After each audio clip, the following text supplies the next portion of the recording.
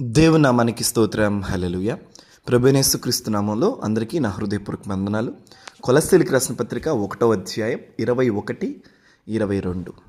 మరియు గత కాలమందు దేవునికి దూరస్తులను మీ దుష్క్రియల వలన మీ మనస్సులో విరోధ భావము గలవారై ఉండిన మిమ్మును కూడా తన సన్నిధిని పరిశుద్ధులుగా, నిర్దోషులుగా, నిరపరాధులుగా నిలబెట్టుటకు ఆయన మరణం వలన ఇప్పుడు మిమ్మను సమాధానపరిచెను. చూడండి దేవుని వాక్యాన్ని ఎంత చక్కగా యేసుక్రీస్తు ప్రభువారి యొక్క పుట్టుక, యేసుక్రీస్తు ప్రభువారి యొక్క మరణం, శిలువ మరణం ఒక ఉన్నతమైన ఉద్దేశంతో దేవుడు ఈ భూమి మీదకి పంపించడం జరిగింది. ఆయన శిలువ రక్తము చేత దేవుడు మనల్ని సంధి చేసుకున్నాడు.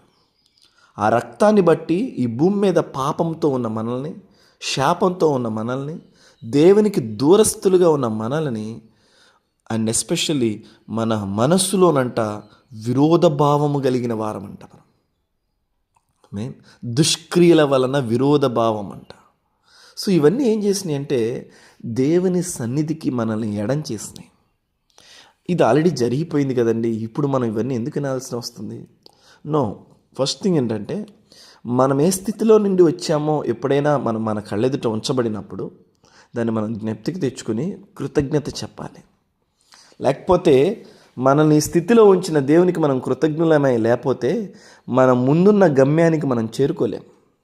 అందుకనే దేవుడు మనల్ని ఏ స్థితిలో నుంచి లేపుకుంటూ వచ్చాడు, ఏ స్థితిలో నుంచి మనల్ని దేవుడు తీసుకొచ్చాడు అని మనం కళ్ళెదుట ఎప్పుడు జ్ఞాపకం చేసుకోవాలి. ఇక్కడ అదే పౌలు అంటున్నాడు, మునుపు దేవునికి దూరస్తులు, మునుపు మీ మనస్సులలో దుష్క్రియల వల్ల విరోధభావం కలిగిన వాళ్ళు, దేవుని సన్నిధికి ఎడమైపోయిన వాళ్ళు. కానీ ఇప్పటి స్థితి, సో ఇప్పుడు ఒకటేం చూసాం, దేవునికి ఎడమైన స్థితి, దేవునికి విరోధమైన స్థితి, దుష్క్రియలు కలిగిన స్థితి. దేవుడు దాన్ని ఏం చేశాడంటే మనమేం చేయకపోయినా మనం ఆయన నమ్మామన్న ఒకే ఒక కారణాన్ని బట్టి, ఆయన నామాన్ని విశ్వసించామన్న ఒకే కారణాన్ని బట్టి పరిశుద్ధులుగా, నిర్దోషులుగా, నిరపరాధులుగా చేశాడంట. ఏం చేశామండి అంత పరిశుద్ధత? ఆలోచించండి. అంత పరిశుద్ధులుగా మనం ఇప్పుడు ఎట్లా అయ్యాం? నథింగ్. ప్రభువైన యేసుక్రీస్తునందు విశ్వాసం వల్ల మీరు నీతిమంతులుగా, పరిశుద్ధులుగా మార్చబడతారు. విశ్వాసము ఎంత గొప్ప కార్యం జరిగిస్తుందో చూసారా? ఎందుకు వచ్చింది అసలు ఈ విశ్వాసం? విశ్వాసం ద్వారా దేవుడు ఎందుకు ఇలా జరిగిస్తున్నాడు, ఏం చేయకుండా? సో చూడండి, ధర్మశాస్త్రము దేవుడు కొన్ని ఆజ్ఞలను ఇచ్చాడు, చూశాడు ప్రజల జీవితాలని.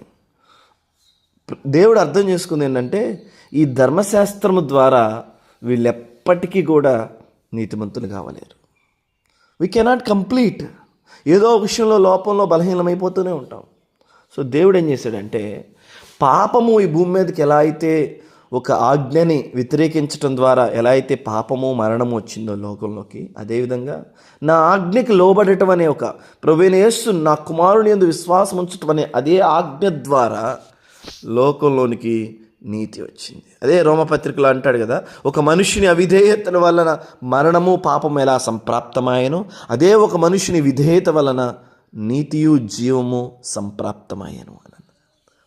ఆ దేవుని పుణ్యకార్యం వల్ల, this is all because of Christ crucifixion. క్రీస్తు ప్రభువారి యొక్క శిలువ మరణమును బట్టి మాత్రమే ఇదంతా జరిగింది.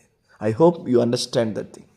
విశ్వాసము ద్వారా మనం పరిశుద్ధులుగా, నిర్దోషులుగా, నిరపరాధులుగా ఎంచబడుతున్నాం. అదే ఒకప్పుడు ఏంటంటే దూరస్తులుగా, దేవునికి దుష్క్రియలు, విరోధభావం కలిగిన వ్యక్తులుగా ఉండేవాళ్ళం. ఆమేన్. ఈ స్థితిని బట్టి దేవుని స్తుతిద్దాం. ఆమేన్. గాడ్